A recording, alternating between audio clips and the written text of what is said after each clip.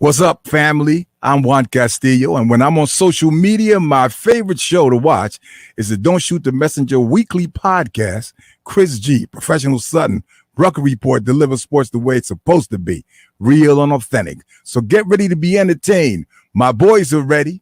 I'm ready. Let's go. Don't Shoot the Messenger podcast. I'm your boy, Professional Sutton. And I'm your boy, Chris G. And it's your boy, the Rucker Report, a.k.a. Jerry. Ready? This is what the greatest thing about sports is. You play to win the game.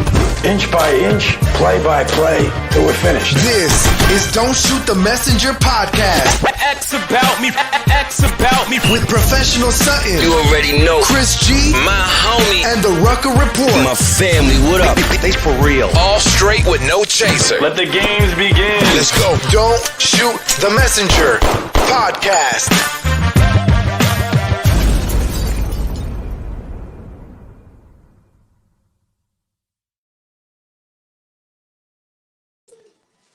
Yo. Welcome to another edition of Don't Shoot the Messenger podcast. I'm your boy, Professional Sutton. And I'm your boy, Chris G. And we don't got our boy, but and it's your boy, the Rucker Report. Jersey. There we go. Chris, man, what's going on, man? Man, enjoying this beautiful Easter Sunday. Yo, yourself? Man. Yeah, listen, man, I'm enjoying it too, man. The real resurrection, man. You was out here singing real hymns before we started, but we ain't gonna get into that. Nah, that was you, Chris. You just Army of the Lord. You the one who started the army. You know what I mean? The one who started it. Listen, like you said, you serve an awesome God, man. If it had not been, all right, go ahead. Aha! But listen, man, I don't want to get in trouble, but I do want to let y'all know, man. There you go. We starting early here, man. If you don't know, Inspire Rentals, porta potty business. We're gonna have a lot of parties coming up. I know we're gonna have a lot of everything coming up, and you want to make sure that everyone is safe, especially with COVID. But you want to be able to do it outside in a clean facility. So guess what you can do? You can hit up Inspire Rentals at 475-221-1598. Give MJ a call. We'll make it happen for you. So again, this is the Don't Shoot the Messenger podcast. If you haven't already know, we've been missing action for the past 2 weeks. Again, we got family coming up. We got just a lot of stuff. Life happens, but guess what? We are back, and we have been missing some great conversation. Deshaun Watson. If you don't know, if you have been living under a rock, Deshaun Watson, he is the quarterback for the Houston Texans as of right now, but he's trying to get up out of there. And he's been having some civil legal issues, if you will. I think, 18 accusers? 21, I thought. 21, wow. Yeah. Jesus.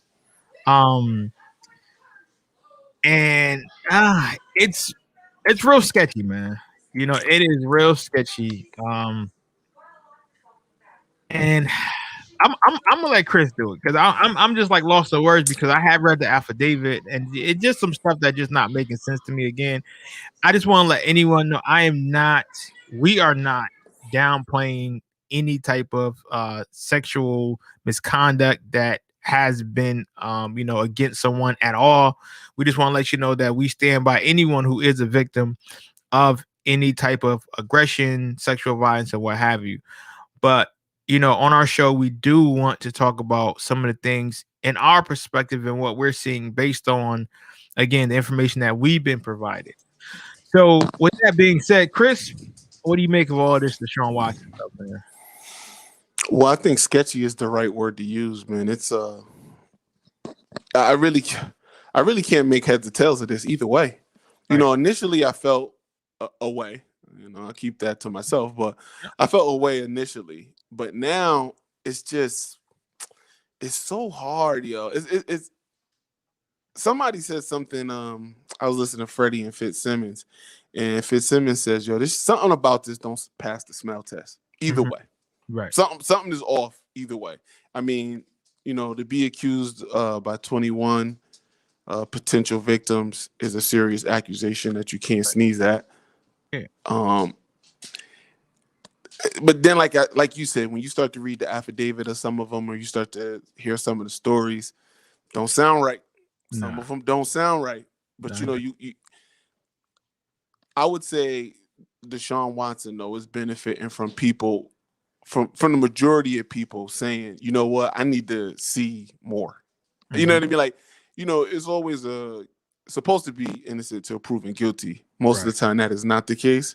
Nope. I feel like in this case, with the Deshaun Watson case, it's like people are like really on the fence either way. Like he really does have people in limbo. Now I know he just like 18 other masseuse came out who had interactions with Deshaun Watson and spoke very highly of him. So there had never been anything, that wasn't above board. Mm-hmm. Also, 21 people just coming out the blue making something up. That's unlikely. Yeah. That's unlikely. But then again, the lawyer that's representing them all is like friends with the owners from the Texans. Mm-hmm. He's a shady lawyer. He's got a real sketchy past. He does. It's tough, man. I'm not gonna lie. It's tough.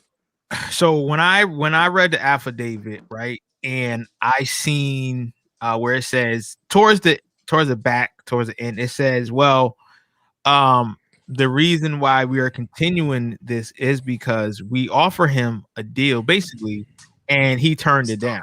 I'm not gonna lie. I was like, what? You know what I mean? I was like, okay, and Bone, what's going on? And Bone.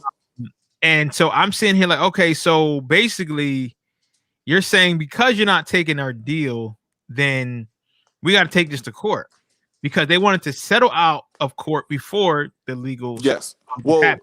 Right. To even bring that point up, that's another thing that kind of makes it a little sketchy, right? Because they were willing to, hey, we can make this all go away and nobody has to know about this.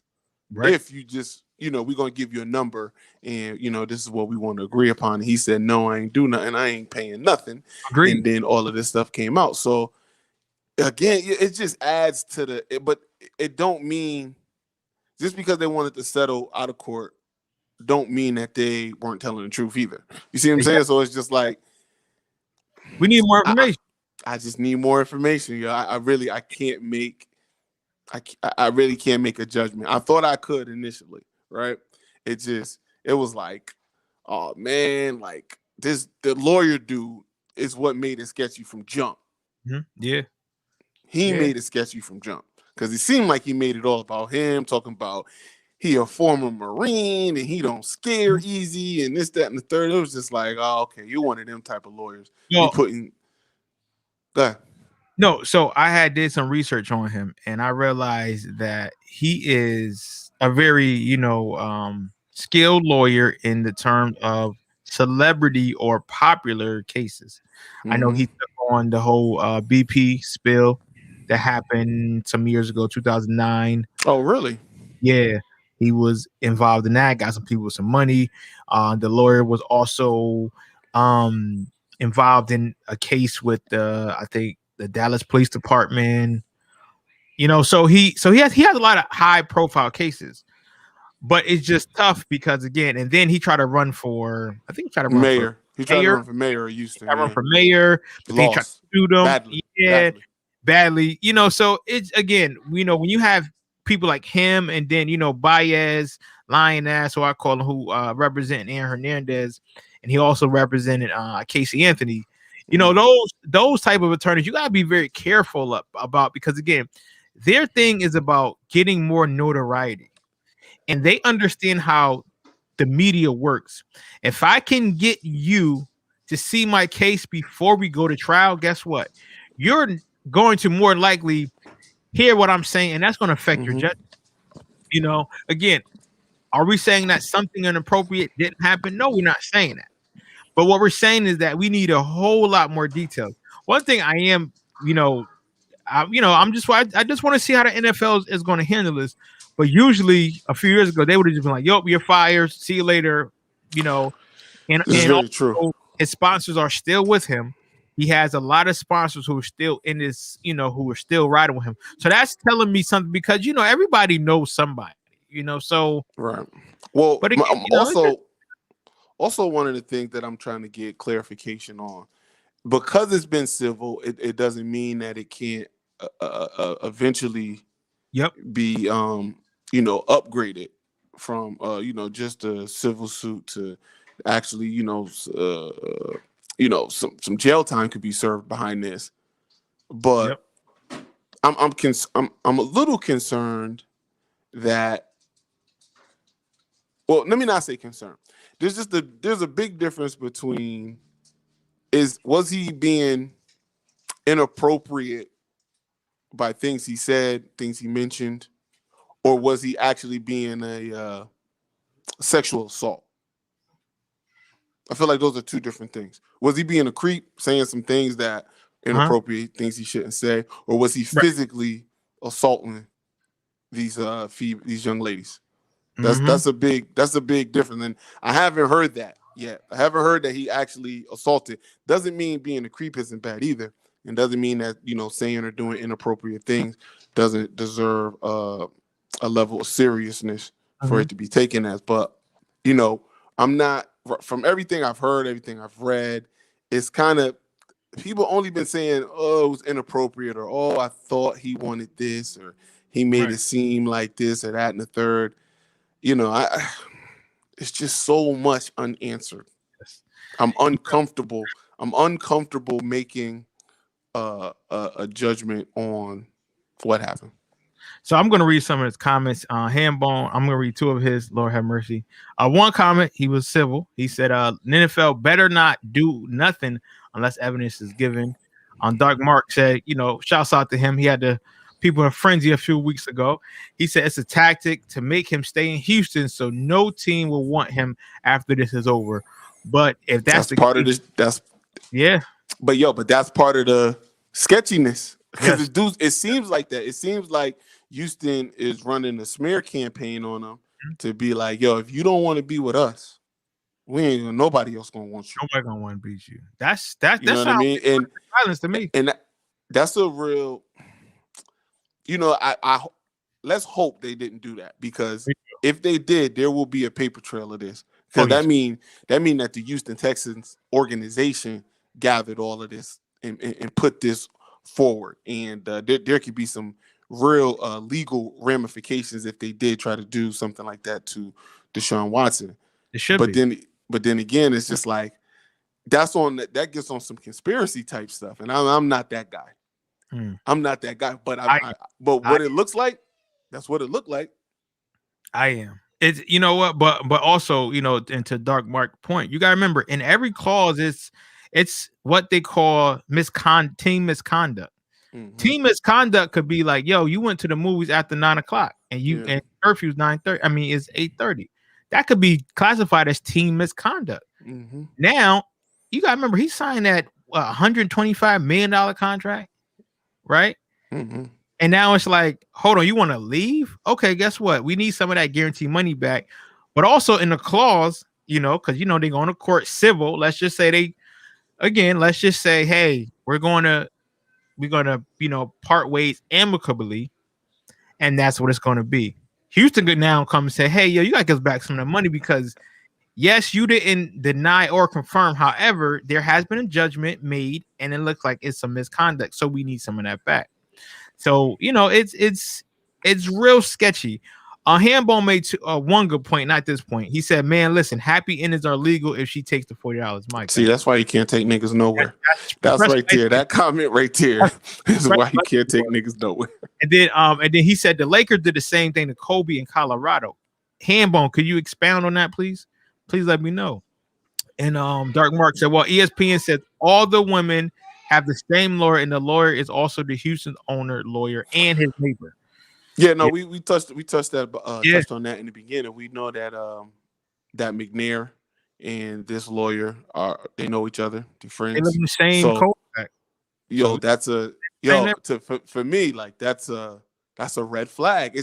It's so like, for however many red flags there are against the Houston Texans and how this is being ran and that lawyer, there's just as many red flags though with Deshaun Watson. I want to believe that Deshaun Watson is this upstanding, Me too, black man who put himself in a bad situation at worst, and they are coming at him. But yo, it's just hard for me to just go 21 women are lying, all 21. I'm not saying that it can't be true, but that's a hard thing to believe, man. Everybody lying. And then Dark Mark said, crazy red flag, Chris. Crazy. Yeah, it is. Because in this day and age, we live in social media, and people, now it looks like no, because again, we're from that era, like, no, nobody would do that. Like, who would be that dumb? But people still live in the old sense of like, no one is going to know. Like, nobody is going to know I have this much power, because again, let's not forget, we know how the McNairs get down. We know how they feel about blacks in certain ways, but again, it's sad if that's the case. It's sad if that is the case again, because Tim Donahue, who was a referee in the NBA. I mean, when he came on and said, yes, these games were fixed, like I wasn't making some calls because it's, whatever, reason. I think we all was like, yo, I kind of had a feeling, but it was like, nah, until it was proven. So like you said, nothing at this point shocks me. Again, if Deshaun Watson come out and he just creep, it's still like, wow, like that's crazy. Even that would be a shock. Like if it come out that he really didn't do anything other than just being a creep, inappropriate. To me, that would be shocking, because it's like, yo, he didn't show himself like that. You know what I mean? That's not the light that he kind of was showing people. He was kind of, upstanding, devoted Christian type guy. You know what I mean? So it definitely would be off brand for him to, even if that part was true, even if it's just that would be a lot. So Hambone said that was a time when Kobe was beefing with Mitch. He said he was Mitch. He was the president at the time, right? What's his name? Mitch. Yeah. Kupchak.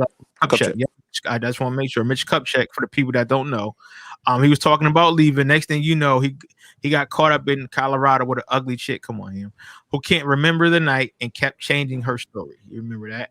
Dark Mark said, if the money's right, 21 women will absolutely lie.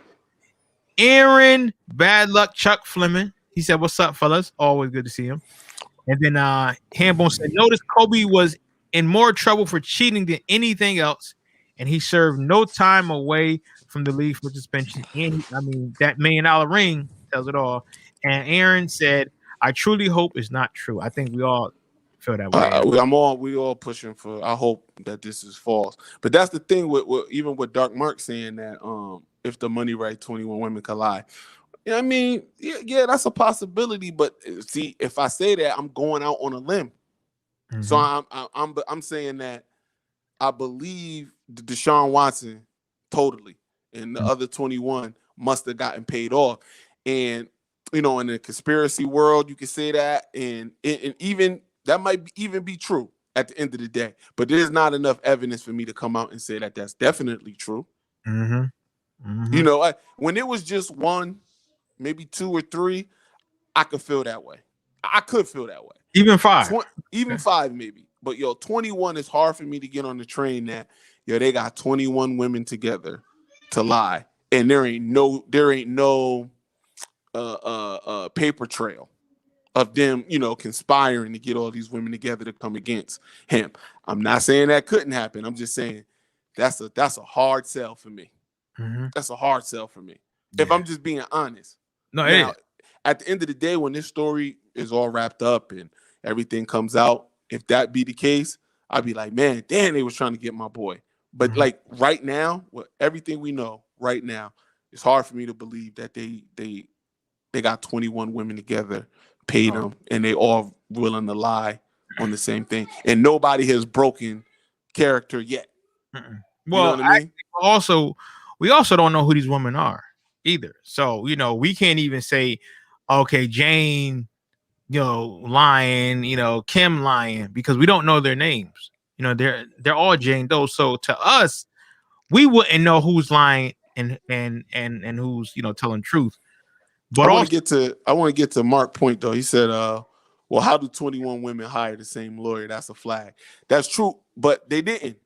It was a couple at first, and then he went seeking out, supposedly, this is the lawyer, that he went seeking out other victims and just tried to get them all in like a, I don't know if this is considered a class action suit, but he wanted to kind of get them all bundled in one. So it is. So the lawyer more civil case. So basically kind of, same thing. So the lawyer is the one who went and wrangled. He was like, well, let me see, there might be more women like this. And he was like getting them to come on board to my knowledge. But even with that being said, no, it is a red flag. It is. One of them. Hambone, I doubt if they all work Korean. They work from Facebook. Hambone. Well, or Facebook or Instagram. And I tell you what, though. Yeah. I tell you what, though. I one thing I can say for sure, is that Deshaun Watson made a bad judgment by hiring all of these women off of the gram and Facebook. Fam, first of all, you could go to a you can go to a masseuse, or not even go to a masseuse, go to a doctor and get a deep tissue massage. You know what I mean? Just to keep it all above board. Hiring all of these women off of Instagram and Facebook, that right there, you shouldn't have did that in the beginning. Well, you shouldn't have done that. Well, I think now that's that a red flag. Again, maybe he was being a little frisky and fresh. I get it. We all been young and dumb. But at this point, like I was reading something on Twitter, and they said you got to do what Tom Brady, LeBron James, and other greats do. They have a team. You have one or two masseuses, one or two chefs, one or two to do this. That way, everything is in house. They know what's up. You know what's up. You don't have to worry about all the legal ramifications. And I think that's smart. Now, if you want to do your thing, listen, I'm sure there's places that you can go and do that for a fee, right? And not get caught. Or you could do what Drake does. You're going to sign this non-disclosure. You know what I mean? You're going to sign this non-disclosure. So whatever happens here, happens here. But again, it also protects him from the situation of not getting exposed, not having to worry about anyone, coming up with things, lying. But I agree with you, Dark Mark. It's very, very skeptical that all of them have the same lawyers. It's very skeptical and, suspicious that the same person who's representing all these women is also the next door neighbor and attorney of the Houston Texans. That is very, very sketchy. So Hambone said, Chris, that's how you know it's the setup. Dark Mark said, okay, I feel you, but it's too fishy. Too much fishy stuff going on Texas' behalf. And I agree. Listen, that's the point why I'm straddling the fence, right? Because there is just, on the Texans' behalf, there's enough fishy stuff to make me go, man, it's hard for me to believe the Texans and everything else. But there's enough fishy stuff just with Deshaun Watson that I'm still on the fence as well. Yeah. I'm going to read some of these comments again, and I know it's a lot of people, who's with us who can't see us, but they can hear us. So Hambone said, bruh, he not bringing regular chicks to his house. Okay, but he will go to them at times too. Aaron Fleming said 21 is a lot for sure. Was he attracted to some of these women? Of course he was, but it can still be a setup, possibly, possible too. But a massage / physical therapy by a woman and the client is a single male, yes, they can possibly go left consensually for sure. Hambone is being a fool again. He said, man, walking on me and I'm laying face down, $40 on the counter. Oh my God. Doc Mark, let's see what you guys say. He said, the part that gets me is none of these women want him to go to jail. They're all civil suits. So which means it's all about the money. So Mark, I was with you, right? And so someone told me, being that he's a high profile superstar, okay, not superstar, star. That's another time, another day. If you know the other show, then you'll know why I said that. He's a star. And they said usually they can get more out of a person by going the civil trial than going to the legal and conviction way. Because sometimes if you do that, then you can't, but that's not true because you can still go for legal charges and lose and still have to go to civil way and get paid. Yeah. Well, that's So, what happened with OJ. right. OJ won. Well, I'm flaking on what's the other one called. He lost a part. He won the trial where he would have went to jail. Yes. He won that. That's the trial OJ won. He lost the civil one. Yes, he did. And I know the difference between those are like with the one that would have put him in jail for life. That's the one you gotta. It's like without a reasonable doubt, you gotta prove. So it's harder to prove that case. But with a civil case, it's just got to be kind of likely. You don't need as much evidence for a civil trial as you do for.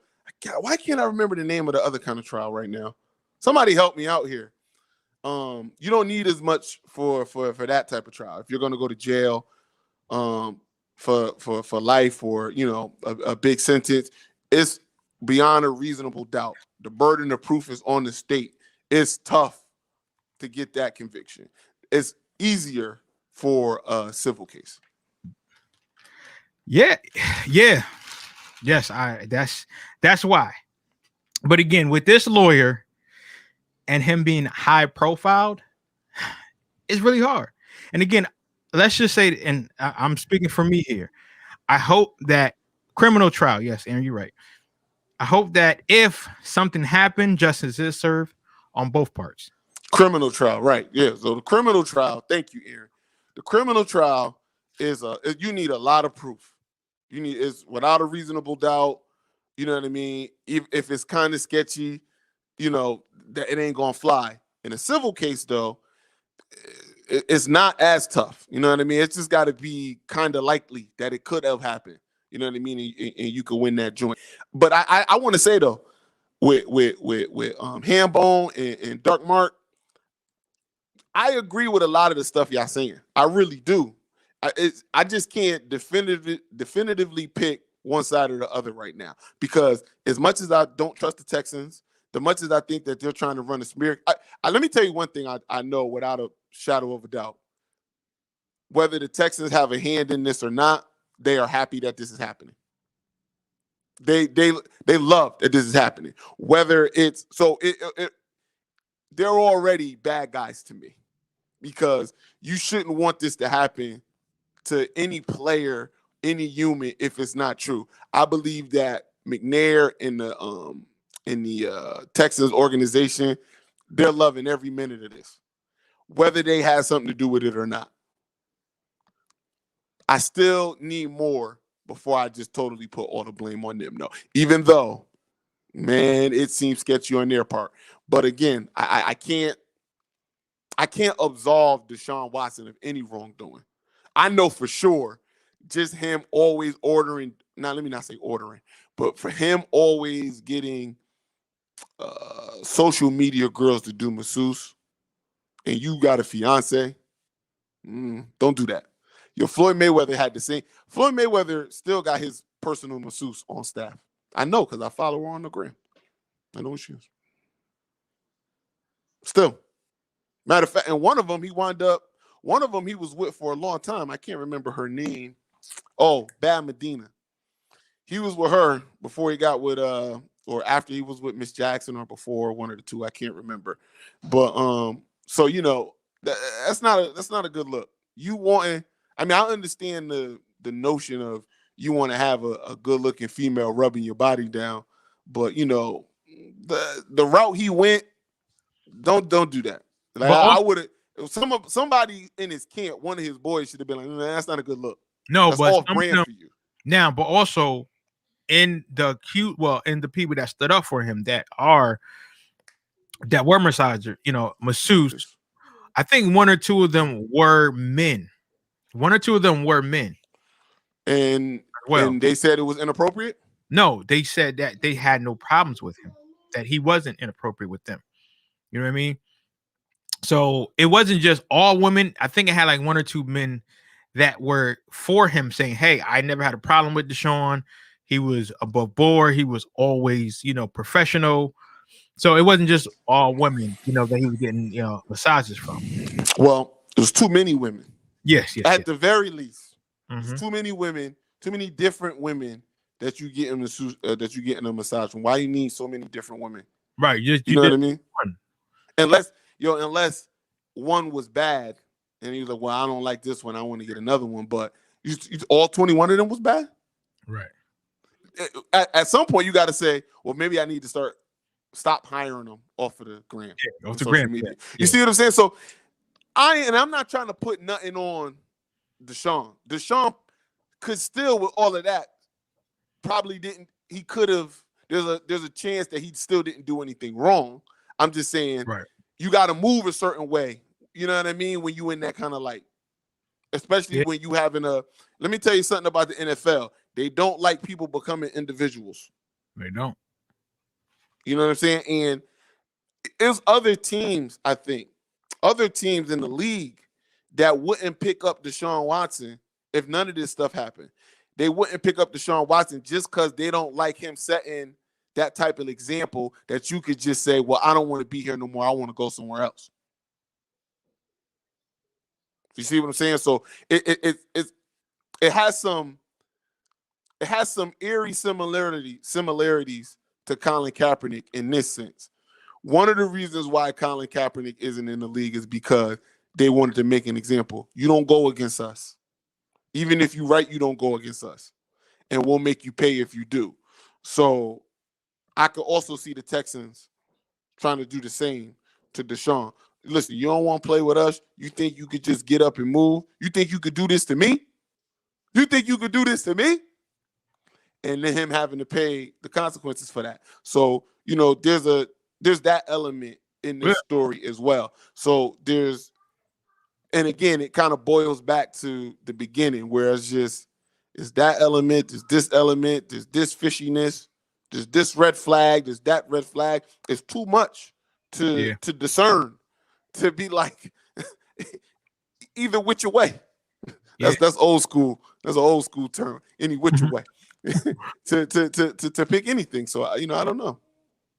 Now, but you made an excellent point when you're talking about, you're going to do what we say do, because the Houston Texans owner, when the whole Kaepernick thing would happen and he was taking these, he said, listen, the inmates are not going to run this asylum. We're going to tell them what to do. And again, that was a direct shot at saying, listen, you nigglets ain't going to take a knee. You're going to do what we said. Yeah, whatever, black people getting killed, but that's not our problem. Our problem is making this revenue every Sunday, Monday, and Thursday. Every 24 all time, then that's what you do on your goddamn off time. Because while you're right here, you're going to play this football, you're going to entertain us, and your opinions don't matter at all. Because you're in Texas, baby. You're in Texas. If you don't like the great country of Texas, then guess what? You can go. You can go right now. And that's how it is. And that's how a lot of people think. It's like these owners, you got to remember, a lot of these owners are over the age of 65 to 70 years old. So their way of thinking is racism, segregation, and being the owner. Like they are the minority of the world. Like we are the white, heterosexual, rich males. So whatever you think in your mind is right, no. If it doesn't have anything to do with our ideology of what's right and wrong, we don't care. Now, is there some exceptions to some owners? Sure there are. I think Robert Kraft might be an exception. It might be a few others. Maybe the Moras. Maybe the Rooneys again. I'm just spitting. Right. The New York Giant, Morris. I don't know about that. Okay. I don't know about that. Okay. Al Davis when he was alive. But he ain't alive no more. Right. Listen, there's listen. Only person I'll kind of vouch for is like Tony Khan. Okay, that's the owner of the Jags. And that's because he is by definition a minority. Right. How about Robert Kraft? Because listen, I know he's friends with Rick Ross and Meek Mills, but he was on that campaign. He got his listen. He gonna call Deshaun Watson and tell him what to do. Anyway, I'll just say this about Robert Kraft. Robert Kraft had his own problems where he was really caught. Yeah. Somehow, those things just went away. Okay? So you take that however you got to take that. Right. So, you know. Yeah, I mean, we know what it was. Aaron says most celebrities have a slew of wrong folks in their circle. Mm-hmm. Too many hang-on yes men who's only interested in the benefit of being affiliated. So they're the last to tell that celebrity you need to chill. I agree. And that's what's wrong with a lot of celebrities. You know, they get into this point of like, because again, you gotta remember, these people have been the man since they were young kids. You know, now you're talking people who are in the NFL now. Most of them played after 2003 in Pop Warner. So they're on tape, they're on film, they got a little YouTube. So they've been in the spotlight for a long time. From high school to everybody's been saying yes. Now you're going to tell me no? Yeah, right. Everybody caters to me because I am the man. And when you're talking about a quarterback, the quarterback, I mean, again, you're bred to be the leader. Whatever you say goes. So I'm sure Deshaun Watson probably got a few people in the corner that's gonna be like, I mean, listen, man, you gotta do what you gotta do. Because again, they want the car, they want the house, they want the clothes, they want the name. Just you saying, yo, Deshaun Watson, that's my boy. That's my guy. Come on, come in.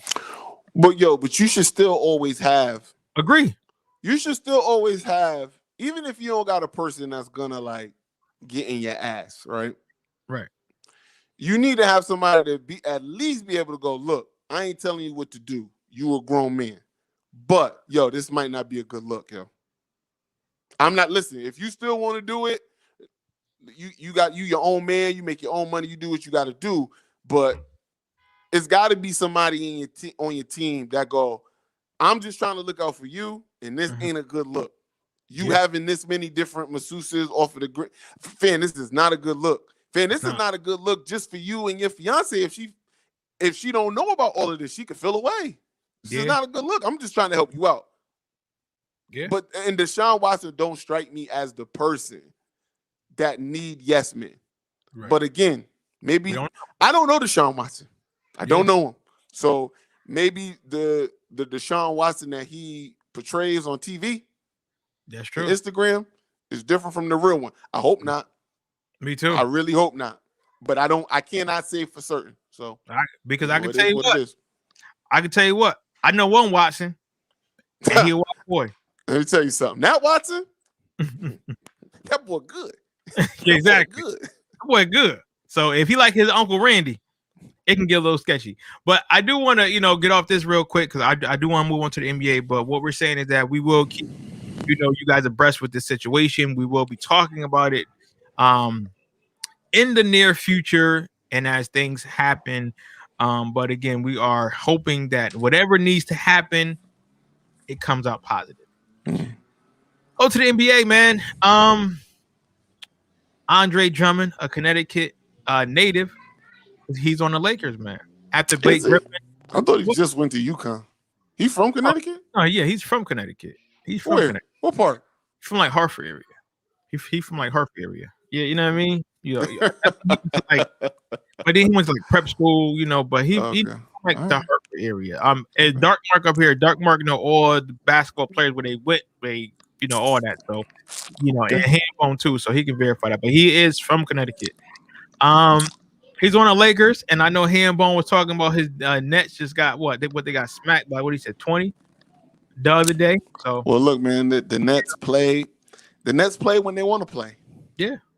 They get serious when they want to get serious. And, I think they're relying that they have so much talent that when it really matters that they'll be able to do what they know they can do. And, listen, we won't know until we see it. So, we'll see what happens. They can lose by 20. They can lose by 30, 40. It doesn't matter. Nothing matters for the Nets until the playoff starts. You know what I mean? So they don't need to chase no great record. They don't need to win every game by a blowout. They need to be healthy going into the playoffs, and they need to put on a show. And they need to fo. You understand me? Forward. Anything less? I don't know.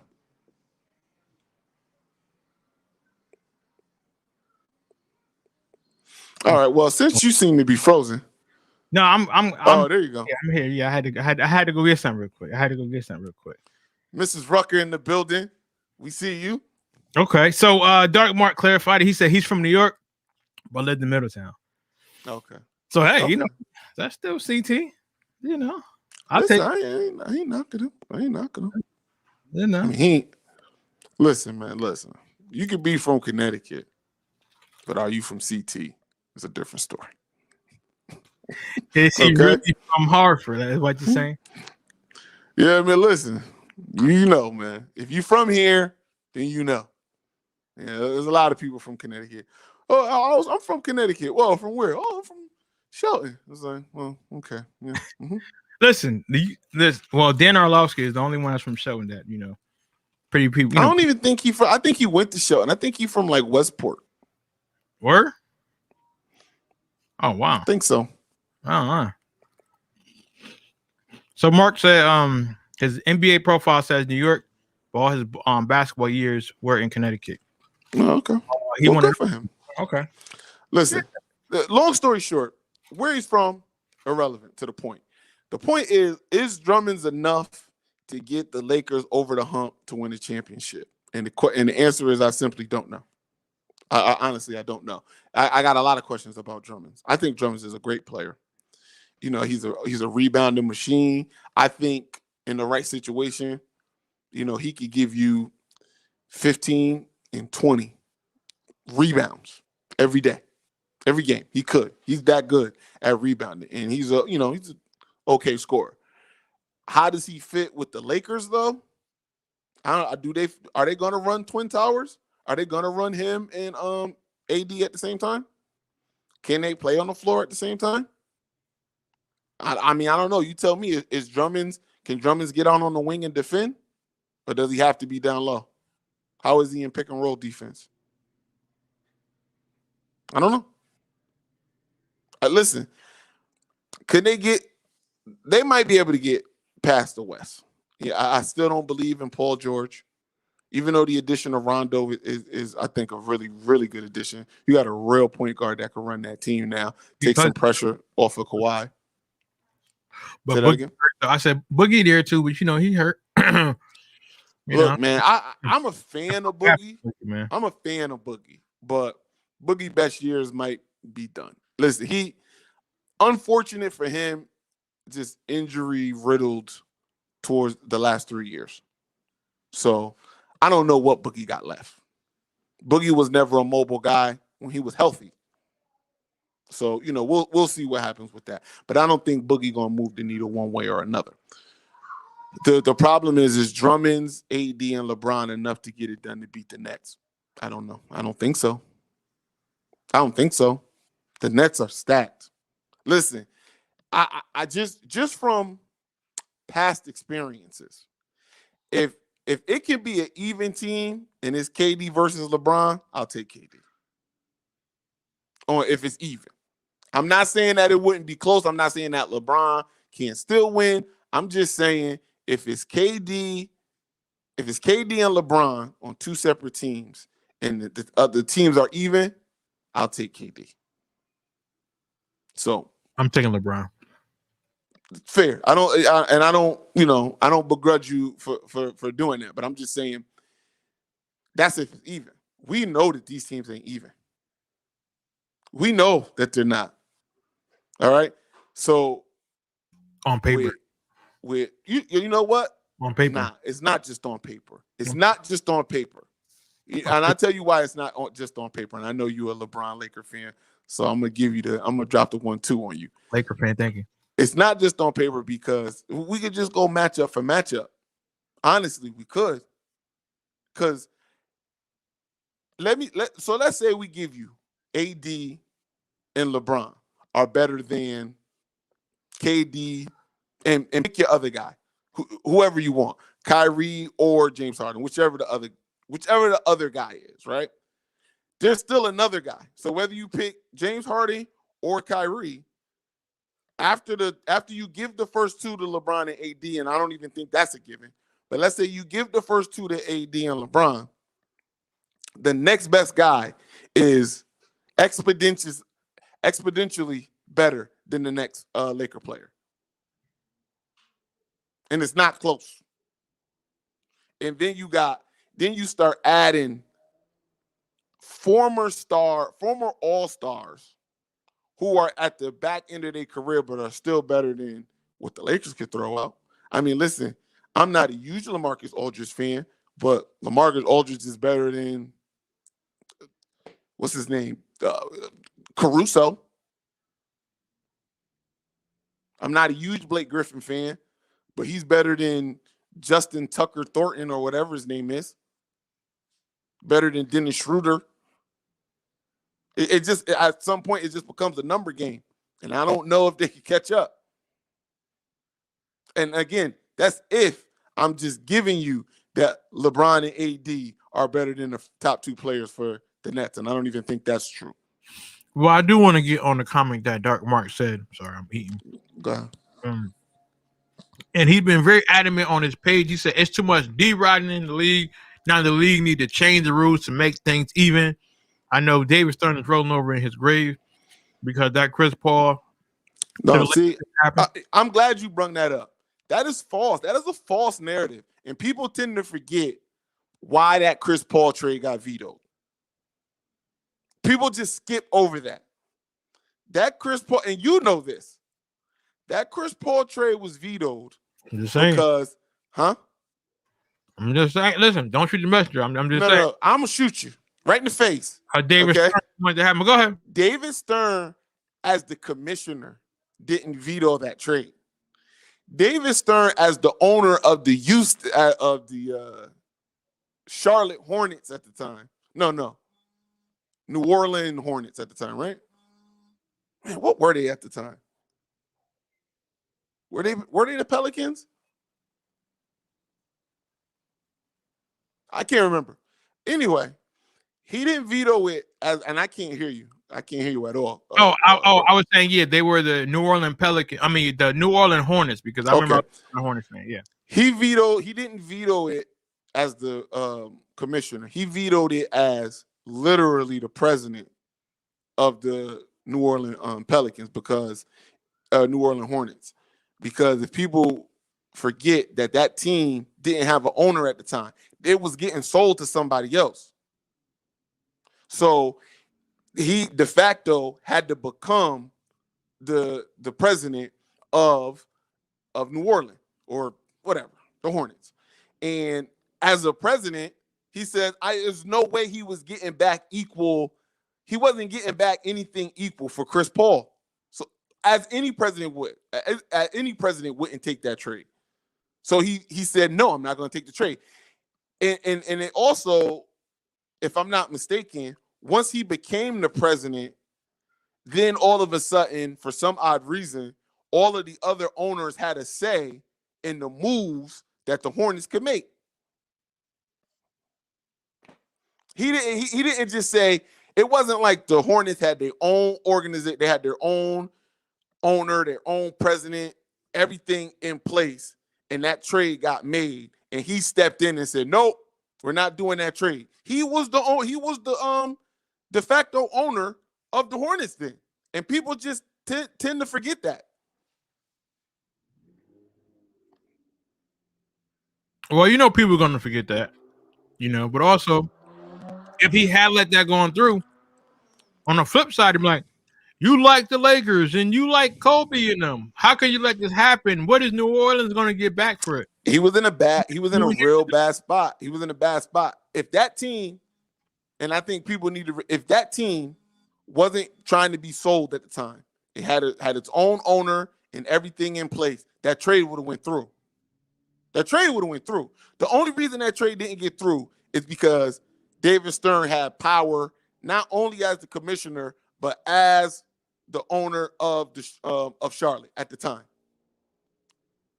New Orleans, wherever it was at the time. I'm just messing with you. Now, speaking of owners, and again, I'm just off topic here. Isn't Bud Selig at the time, he was the actual owner of the Minnesota Twins, right? I don't remember. I think Bud Selig, he was the owner of a team. It was either Minnesota or Milwaukee. But I know that had to be tough to be an owner and commissioner, of a sport. So, but with that being said, no, I agree with you when you're talking about the Lakers and you're talking about matching up against the Nets. Now, I do want to ask people out there, when KD comes back, right? And we know if he comes back, right? Let's just say no, if he comes back, how are they going to play with him? Like, how is him, Kyrie, like, how is that going to look? Good Not question. saying it can't work. I'm just asking you guys because I say that because we talked months ago and we talked about Kyrie and being with it and what that looks like. Is him and KD going to be able to say, yo, listen, I'll take this shot, you take the shot. There's no Batman and Robin, but we're just teammates here. Or is it going to be like, I need the ball, or no, I need the ball? What do you think, Chris? And again, people could chime in. Do you think what happened? Again, we just spitballing here.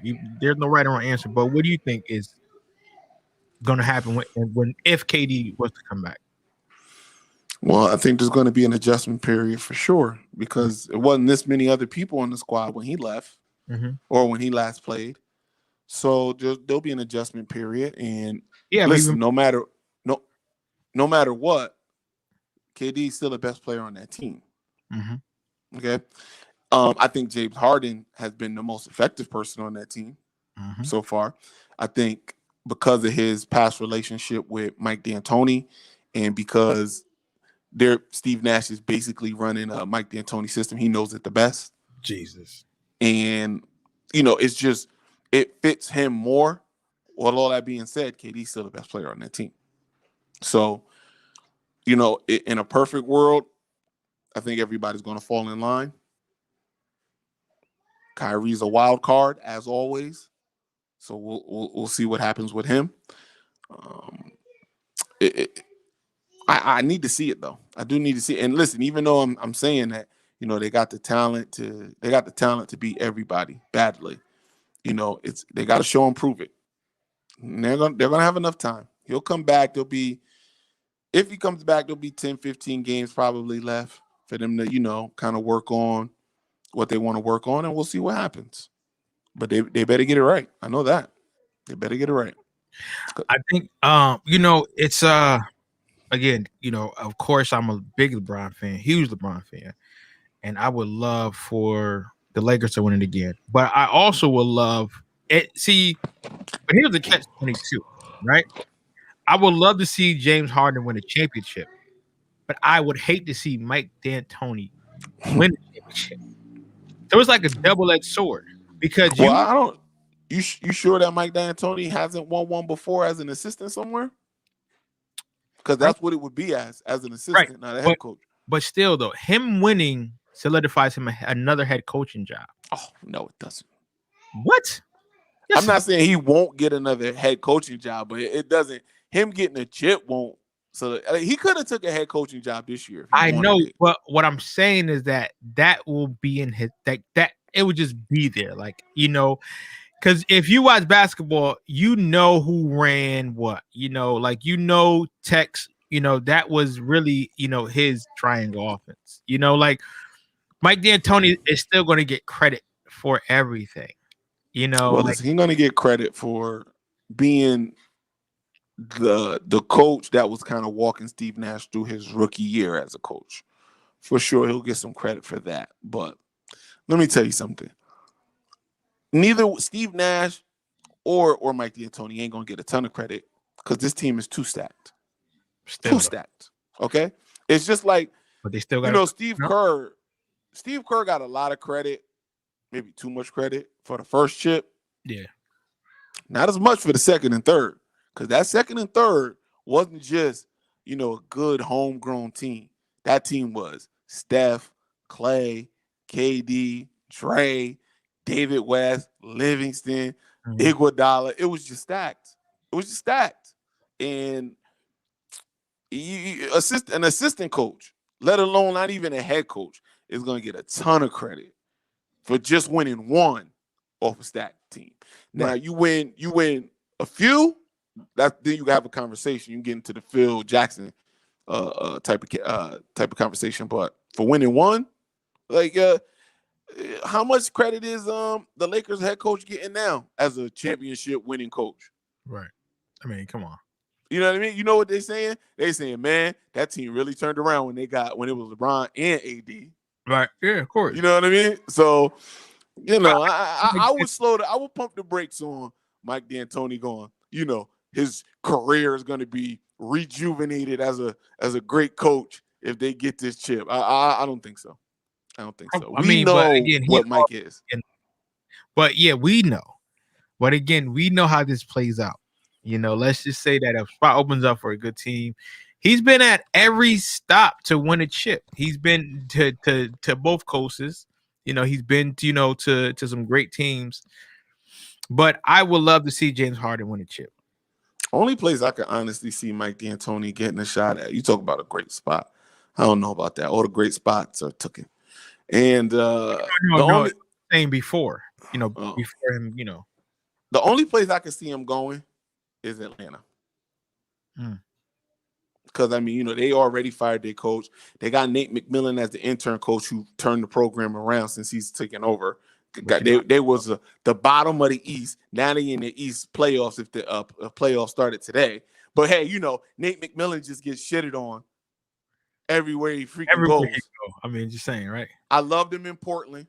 Mm-hmm. We got rid of him. He goes to Indiana, takes that dumpster fire to the playoffs every year. Right. They let him go for who they got now. Hey, with no star player. Huh? With no star player that got hurt. With no star player. And they fire him because, we couldn't get to the next level. Let me see if the coach you got this year gets you to the next level. I'd love to see that. I don't think you need to ask. I don't think you need to ask what the coach looks like now. That's in Indiana. But that's my point, though. That's my point. Nate, thank you, brother. We appreciate you in Chocolate City. But guess what? This is White Chocolate City. Mike, come on down, buddy. How this goes. I can't stand it. I can't stand it. You know how it goes. Nate McMillan is one of the most underrated coaches in the league. You know what he's got a lot of? Who? He's got a lot of Mark Jackson in him. The only difference between him and Mark is he's more approachable with the media, yeah, and with the media and with the owners. He'll rock them to sleep. He'll sing them the lullaby. Where Mark Jackson, in Jesus' name, get the fuck out of here. You know what I mean? He's like, I'm not doing that. I'm not doing that. Yeah, I mean, to rub Golden State people the wrong way, you really got to be a brash motherfucker, and that is Mark Jackson. Oh, yeah, it is. But so but on paper, Nets look great. Nets look good. I'm glad. Again, I just don't. I don't know. I think maybe because it's Brooklyn and it's not the Knicks. I still don't get that New York feel. Mm-hmm. Because if this was the Knicks, it'll be rocking and rolling. But it's Brooklyn. Well, listen. The New York is still, and I have no real explanation for this other than idiots. New York is still a Knicks town. Even though James Dolan does everything to spit on y'all and disrespect y'all and take advantage of your loyalty to the Knicks. He does that at every stop. Jim Dolan does whatever he could do to make Knicks fans look like shit. And they still take it. So, you know what it sounds like, because I've been watching Dark Side of the Ring. Great documentary series too. I love it. Great. I love it. Dolan reminds me of Vince McMahon with the Montreal Screwjob. Listen, listen, we don't need all this stuff, man. We don't need the character stuff. Just leave it alone. Nah, no, we're gonna take it up a notch. After the Attitude Era was over. Mm-hmm. Like, nah, listen, Vince, we don't need that. No, this is entertainment. And that's what James Dolan. No, this is entertainment. Like, no, leave it alone. Like, your only reason why you're winning is because you have a loyal fan base. But I promise you, gotta make it right with Oak. Right. But I promise you, if there was something else, then it'll be better. Hopefully, the New York fan base will say, you know If it was what? something, but they do have something else now. They But got the Nets. but New it's York, different though. New York has the Nets. I know. In Brooklyn. I You know. can't get no more New York than that. I know. Because if they wasn't Queens, it'll be a little different, right? It'll be a little different. You can't get no more New York than Brooklyn. Okay? and Knicks fans Maybe still, if it was Bronx. Yo, Jim Dolan on the best and brightest. Oak. Spike Lee. He kicked fans out. Patrick Ewing. Talk about I thought I built this. I thought this was my house. I'm waiting for him to kick out John McEnroe when the his stuff start back up again. Oh, he will. Like all of your bet. Can you imagine that happening? So what happened to Spike Lee and with the Knicks? Can you imagine that happening to Jack Nicholson in LA? Oh yeah, right. Yeah, right. Can you imagine that? Could you imagine Matt couldn't go back to LA? James Worthy. Imagine. Yeah. You know why? Because first of all, the Lakers have a winning tradition. There we go. Second, that's first and foremost. And unlike Dolan, when they got it from their daddy, they didn't fuck it up. Mm-hmm. Okay? But even with that being said, it's just Jim Dolan thinks of himself in a very, very high regard. Yeah, he does.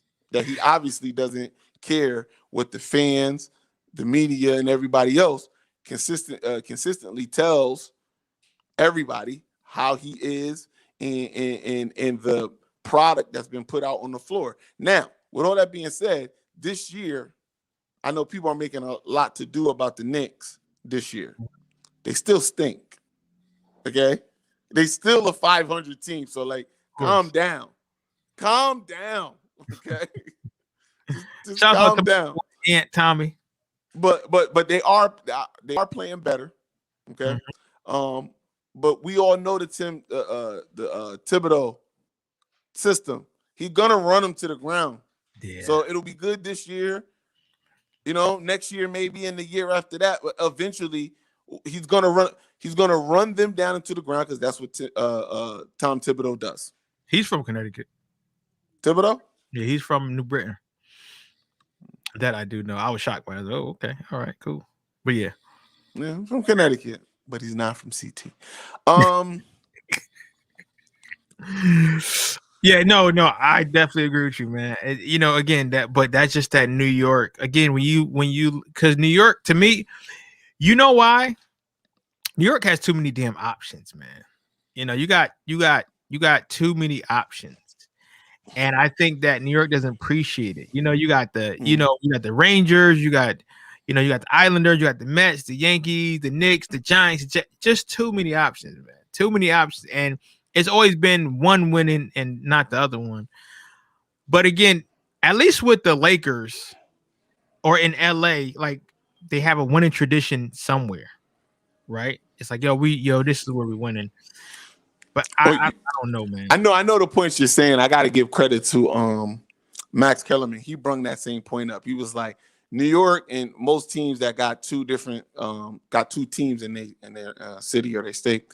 He's like, they got a heritage one and then a clown one, right? So it was like the heritage for baseball, Yankee is the heritage, Mets is the clown one. Even though Mets get you a chip every now and again, they're the clown one. He was like, then you got the Giants and the Jets. The Giants is the heritage one. The Jets is the clown one. Even though the Jets will get you a chip, get you the AFC championship every now and again. He said, but funny though, he said the Knicks are the heritage and the clown one together. They are both the heritage and the clown. It's the only one that has both of them. Look. Here come all these Knicks fans. He said, leave my Knicks alone. No, you need to leave them alone. Okay? Yeah, that's all I want for people. I want for people to be free. I want for Cowboy fans to be free. I want for Knicks fans to be free. I just want to say this, Chris. Speaking of being free, and you know I'm sorry to cut you off. And I know where you're going. I know exactly where you're going. Speaking of free, and I know Doug gonna take this and put it in our group chat. I don't care. I want this on record. Please put this on record. We are at 1 hour, 5 minutes, and 56 seconds here. If my beloved San Francisco 49ers take Mac Jones, just know I will not be a 49ers fan anymore. Thank you. Anymore. Thank you. Come on.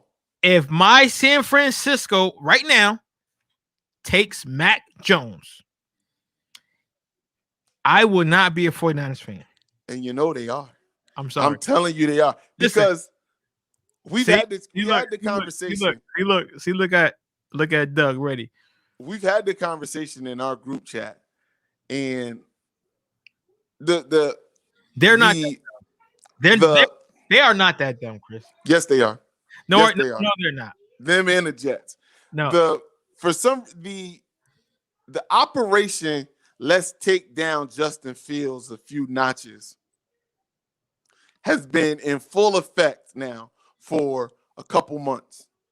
And the Jets and the 49ers are going to outthink themselves, and they're going to Mitch Trubisky themselves. That's the best way I could put it. They're going to Mitch Trubisky themselves. They're going to say, no. This guy that I know for a fact isn't better than Justin Fields. We're going to put him up. We're going to put him above. We're going to put him above. They better not. And I already told you. Hell no, I'm not. The Shanahans have a deep relationship with Mac Jones. I don't give a damn. They feel like he could be the next Matt Ryan. And in my head, I'm going, oh, so you want to choke in the Super Bowl again? That's what you want. What you want. If my 49ers get Mac Jones, again, even though Randall doesn't like what's my man name? Ken Dorsey. And Randall is a Miami fan. He said, listen, the only reason why he was good is because he had the riches around him. That's why he was good. You see what happened when he got to the league. Same thing with Matt Leinart. Yep. But I'm telling you, but it's different with Mac Jones. Mac Jones, for some reason, is different from Mac Jones. Like, we haven't seen this in college play out for. It's just so many other quarterbacks you could pick. But also, Chris, there has not been a great Alabama quarterback since Broadway Joe. That's 50 years. And Broadway Joe, I know I'm gonna get some slack for this, but look up Broadway Joe numbers. That's what I'm saying. Again, I'm gonna tell you what, and Chris hate when I say this, but I ain't gonna disagree. Nah. Say it with your chest. Nah, I ain't gonna say. I'm not gonna say how the Alabama quarterbacks and Ohio State quarterbacks are the Duke players once they get to the NFL. But listen. Here's the thing, right? It's funny you should say that because I was having that conversation. Duke, you think of the best Duke and North Carolina players in the league now, and let's see how many North Carolina players you come up with. That's true. Listen, there's some validity to that statement. Yeah, but that's yesteryear. That's not true. This year. Okay? That's true. You know what? Because that's true. When you look at Oklahoma football was the same way. Once they get to the league, look at the talent in the league now from big programs. A lot of it, even more than Kentucky, most of it is from Duke.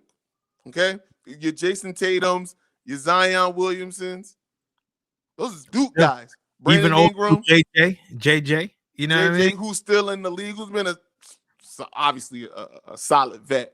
Kyrie, but, Kyrie, who was there for Duke 2 days. guys. What'd you say? I said who was there for 2 days. 8 games. He played 8 games. Okay, 7 regular season games. Got hurt. Came back in the Elite 8 against Arizona, which we lost. 8 games. I know the statistics on them, but yeah, there was some truth to that, but not now. Not now.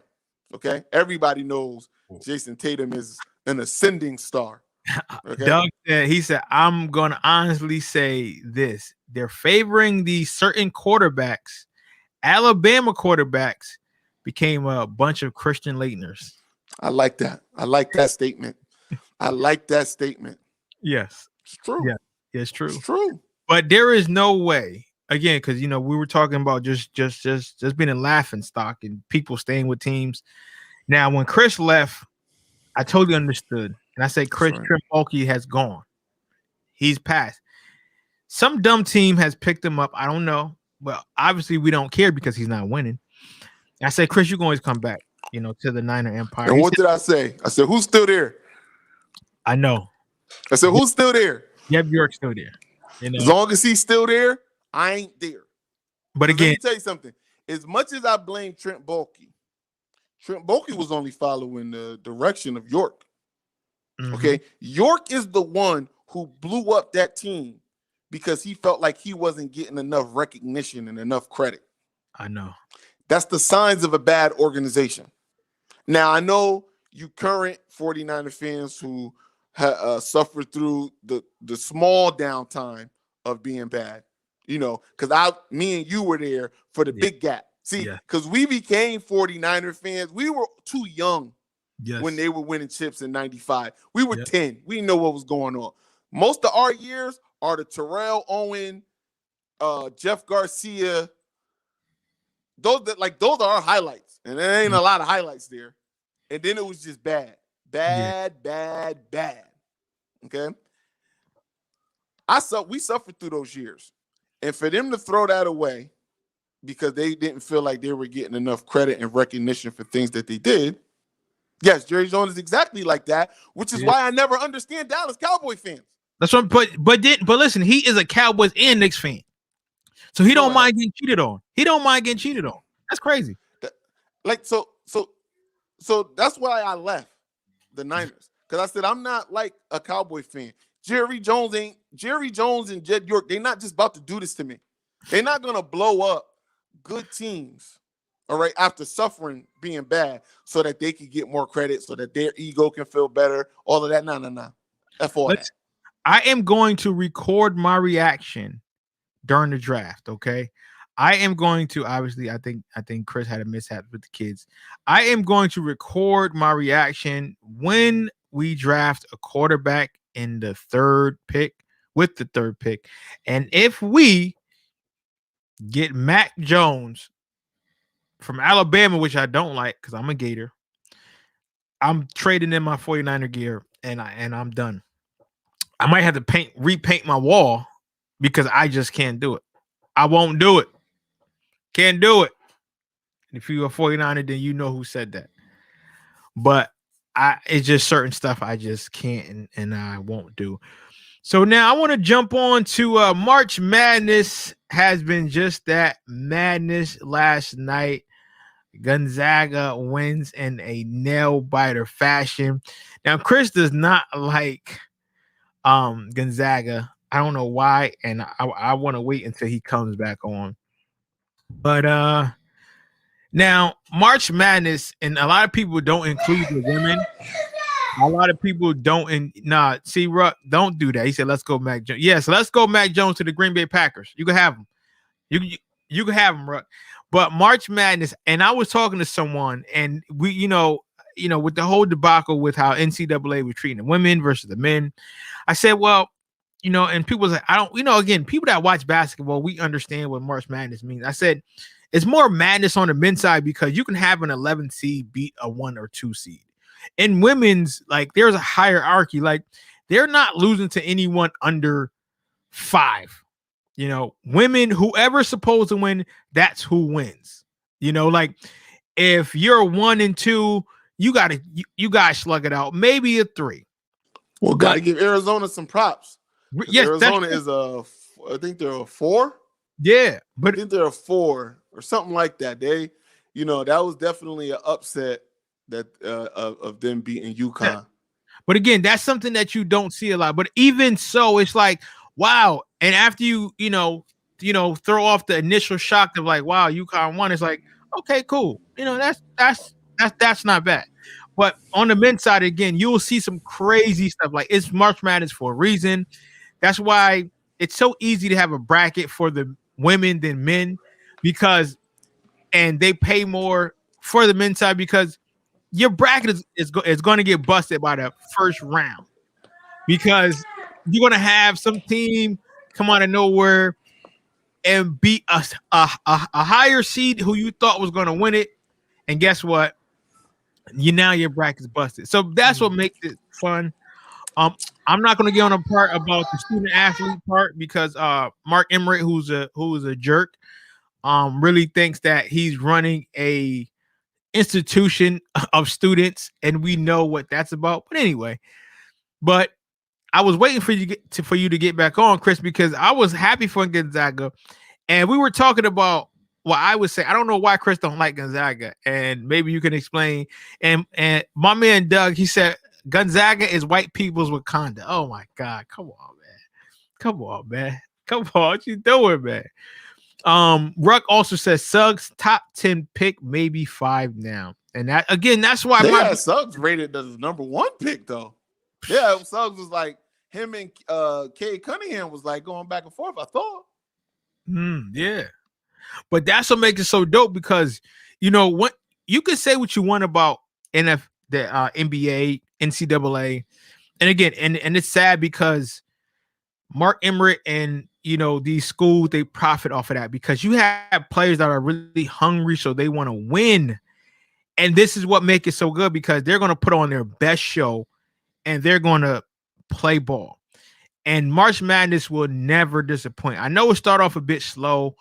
We all had to get accustomed to, again, just playing college basketball in March again after what we had last year. But once it's on, it is on. And last night, I'm sitting there at Aunt Cammy and Uncle Jordan house. Shouts out to them. And I said, and when he got the ball, and when he threw the ball up, he already knew it was good before he even went in. He just walked off. If you watch the highlights, he already knew it was good. And I don't know how you feel. I don't like losing, but I'd rather lose by like 20 than lose like that. Because that shit hurts. I can't hear you. You got your that's a loss that definitely hurt. Last night was an awesome game. Shout out to Doug. It was. I mean, I was pulling for UCLA. When they tied it up, I was like, let's go, baby. And then he pulled up, and I just knew it was in. Yeah. I just knew it. I was like, he got a running start. He got too deep. Yes. Into the other side. You know what I mean? And I was just like, well, Chris, is this, and again, you're a Dookie, blue and blue. Does this compare to when what was that, Villanova last second shot, or was that Virginia on North Carolina? Villanova over North Carolina. No, don't compare. No, listen, that shot was to get to the national championship. And we call that man Big Sexy. Hit that shot to win the national championship, okay? So were you happy and rooting for them being a happy Duke? Wasn't a word. Happy wasn't a word. What was your reaction? Happy wasn't a word. I was driving. Oh shit. I was driving when that happened. And I called all of the North Carolina fans I knew and just laughed. Damn. Because I knew it hurt. I knew it hurt. And Jordan was in the stand with his man Rashad. With his big ass jeans on. But go ahead, I'm sorry. Oh my goodness. I knew it hurt so much and it brought me so much joy.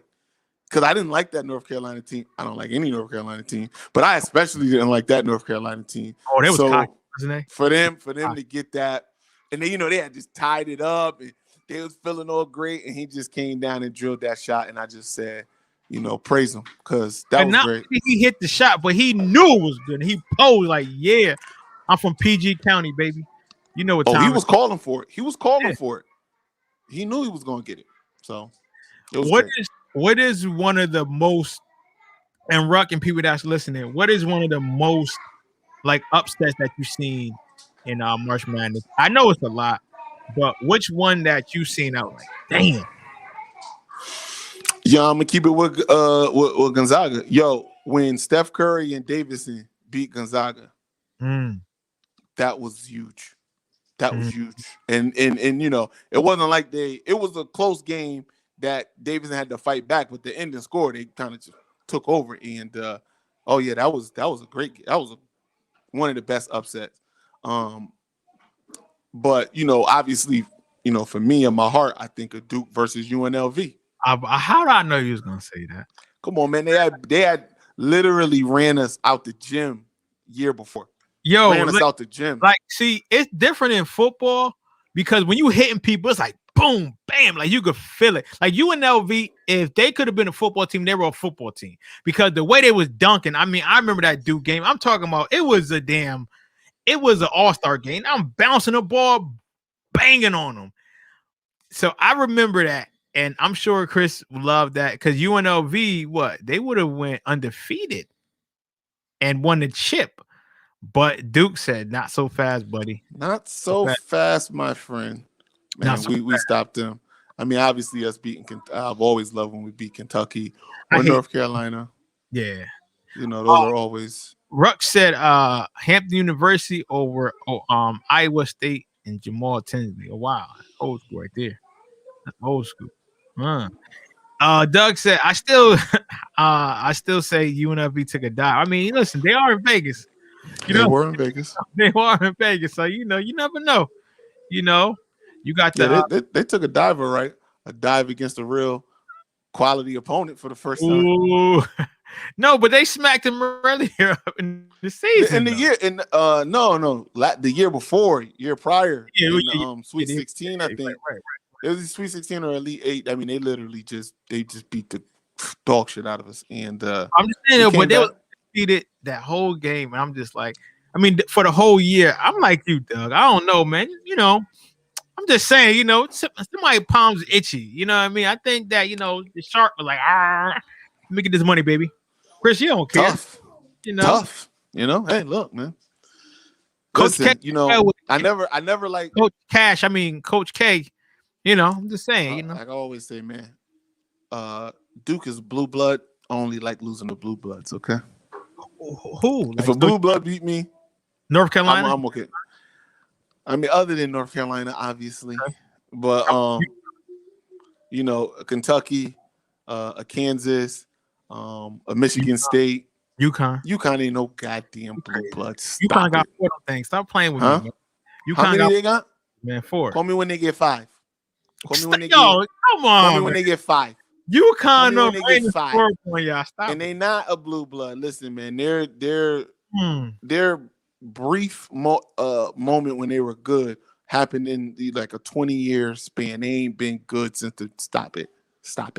They've been good since the 2000s. It won 2014 anyway. Ruck said Chris Webber timeout versus UNC. Yes, that was crazy. Yes. Yeah, it was the national championship the year before. Doug had said, yeah, that's right. Watching UConn fucking just give it up to George Mason. I'm sitting there like, what in the hell? Like, that was supposed to be the team. And I was just like, yo, that's when I realized that once these kids realize that they're going to the league, like, yo, I don't got nothing else to play for. And then I had to respect it. I'm like, yo, it is what it is, man. Well, don't get me wrong now. Duke got a couple of those. I remember when we lost to Shaka Smart and VCU. Oh, my gosh. That you want to talk about being mad for a week. And then I remember the Jabari Parker-led Duke team lost to Lehigh. Oh, my gosh. Damn, I forgot about that. That was just embarrassing. Randall back on. He said love time. Randall is referring to the Green Bay Packers taking Jordan Love and making him the starter for the Green Bay Packers, which has caused quite a stir in the Green Bay community. I can't wait till Jordan Love becomes the starting quarterback so that Green Bay fans can realize how good they're not going to have it anymore. See, because, and this is a conversation that me and Ruck had, it's very rare that you get to go from a Hall of Fame quarterback to another Hall of Fame quarterback. But they had from Brett Favre to Aaron Rodgers. And, Matt LaFleur, who is a good coach. I'm not going to say that he's not, but he rubs me as a smartest guy in the room kind of guy, where he thinks he's the smartest guy in the room. And I think he thinks that, he's picked his successor and he's going to mold him into what he wants. And, he just needs a good quarterback to fit his offensive system. He doesn't need them to be great. We'll see. We will see. Yeah, that's gonna be tough right there. Well, good. I don't care. But I just want to. I'm about to wrap it up, Chris. But I just want to give my speech because you was off camera. I'm going to give my Mike Singletary speech, and I'm gonna wrap it up. If we get Mac Jones, I don't care. You can give me 10 guys out there before I play with someone like that. That's not how you win. Can't play with them. Won't win with them. Won't do it. So that being said, if my 49ers pick Mac Jones, I can't do it. Can't win with him. I don't want to be a part of that. Yes, Ruck, you heard that. Jerseys going everywhere. Helmet, sneak. Yo, I'm done. I'm painting my wall white. I'm done. I could watch. I will be a fantasy football guru. Because guess what? I don't have no interest in anyone. You know? So, because our 49ers are not that dumb. They said they should trade Jordan Love to the 49ers. It fits. Nah, I don't think that that's happening. I would love him, but you know what I mean? So it can't. And Ruck said, I can't wait until Burns take his GM and coach to play in traffic at night. Wow. I can't wait. So, yeah, so hopefully we get what we want. We get Trey Lance, or, you know, again, I would even take Chris Boy at this point. Justin Fields, yeah. I'll again. You should want Justin. Justin Fields to San Francisco is going to put you over the top. Yeah, right. Mac Jones. I honestly feel like Mac Jones is a lateral move. You're just getting another Jimmy Garoppolo who ain't even Jimmy Garoppolo yet. That's what you're getting in Mac Jones. Thank you. Like that's for me. That's high end Mac Jones. Okay. And this is no knock on Jimmy Garoppolo. He's a good NFL quarterback. But if your ceiling is Jimmy Garoppolo, I don't want you. If that's your ceiling, and that's what I feel like Mac Jones' ceiling is, I won't even get into Zach Wilson. But Justin Fields, since the Jets seems like they made up their mind that that's who they're going to take in Zach Wilson, Justin Fields should be he should be everybody's number one big board. Yep. But he's not going to be. He's going to fall. And somebody good is going to pick him up. He's going to land on a good team because, you know, everybody's trying to be the smartest guy in the room. The Broncos. I hope not the Broncos. God, I hope he doesn't fall to the Broncos. I want him to go to a good team here, okay? But bad team, because that's the only way you're going to get it. And then see now Ruck trolling. Ruck said, did y'all see how good Mac looked during the Philly Philly? Yeah, come on. Stop it, man. Stop it, man. Well, you know what? Philly can have his ass then. I don't care. As long as he don't come to the Niners. If we get Justin Fields or Trey Lance, I'm fine with that. Justin Fields would be fine. I don't think you should want Trey Lance either. Trey Lance is another Jordan Love. He's too much of a project. Much of a project. No, he's not. All right. How did he play last year? How did he play last year? Due to COVID, he couldn't play. So, I mean, you can't just he is not the guy you want. Everybody's thinking too much. Okay. It's Trevor Lawrence, then it's Justin Fields. But for some reason, you know, they got to bring down the black QB. It's what they do. So it is what it is. Oh, Mark, you a Bronco fan? Yeah. He said stop slander, Chris. Well, then I understand why you want him, but I said I want him to go to a good team. You know, y'all not a good team right now. That's why he won them, so that he can make them better. Now, you know, they got Jerry Jeudy, and then they got another receiver I like. But listen, that's just not the division you need to be. That's the worst team in that division. It's the worst team in that division. I mean, you talk about Justin Herbert is just littered with studs. Obviously, we know what Patty Mahomes is, and Derek Carr is, you know, Derek Carr, but he still gets it done. God, I don't want him to suffer through that.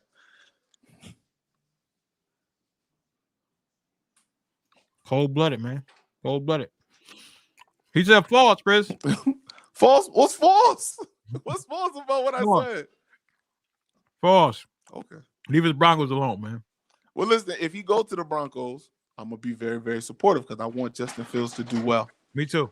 I want him to do well, so I'll be supportive wherever he goes. I really do, because now, he said Cortland Sutton. Yeah. Cortland Sutton. Yeah. That's the other receiver. There's two good receivers. But also, again, I kind of want him to win, because now you're looking at Jake Fromm. Where's Jake Fromm at now? So that's another reason why I want him to win. If we get him, again, I'm fine. We are in position to get the quarterback that we need. But if we get Mac Jones, I already know Chris calling me. I already know Chris. Look at Chris face. Chris calling me. Yo, listen. I'm calling you. I'm just saying this. Come on home. Come on. Come on. Listen, so I'm going to read these comments, and then I'm going to hang up, because I already know what. Well, he is a troller of the day today. Dark Mark said our record was better than the Chargers, and we smoked them. Okay. Well, no, that's true. It was, but we see the Chargers ascending. Everybody sees it. They are ascending. So I wouldn't like the chances next year. Okay. But listen, they do need a quarterback. For some reason, John Elway struggles with. I don't know why he struggles. But he struggles. You know why? Because a lot of these great quarterbacks, they don't put on their perspective and like their match. Like, yo, if I could do it, you can do it. So come on. You know what I mean? I don't know. I'm like you. They just don't do quite well in that area. And I ain't a fan of Vic Fangio either. If I'm being honest, I am not a fan. Guru. And he like a defensive guy. And Mark, what's your take on Vic? Do you like Vic? I'm not a fan of Vic. I'm not a fan of Vic at all. And again, Ruck is on his troll. He said Allen Iverson is a superstar. I'm not having this argument. But he did redeem himself. He said Von Miller. No. They're not. They're not together no more. Oh no! Oh, so Ruck out here not together. They've been not together. Yeah, you forgot. She put the stuff saying that she's not going to be in a physically and a mentally abusive relationship no more, and then went back and forth because they found out she was pregnant, and Von was sending all these text messages saying he didn't want the baby with her, and she trying to ruin his life. Where was I at? Oh, he said that. Von was wilding. Von went and took another side bitch from Instagram on an island vacation, and then she went up there about like, where y'all been at? Dang, you know what? She back working that girl collection. Anyway, listen, we're gonna add another episode. But listen, on that note, Raymond Bennett, he said he won't be there long. Vic is on the hot seat. So yes, that's where we are. But listen. Our boy is not here, but we still gonna represent him. Thanks again for tuning to another edition of Don't Shoot the Messenger podcast. I'm your boy, Professional Sutton. And I'm your boy, Chris G. And on behalf of our boy, the Rucker Report, Jersey. Peace out. See you guys next week.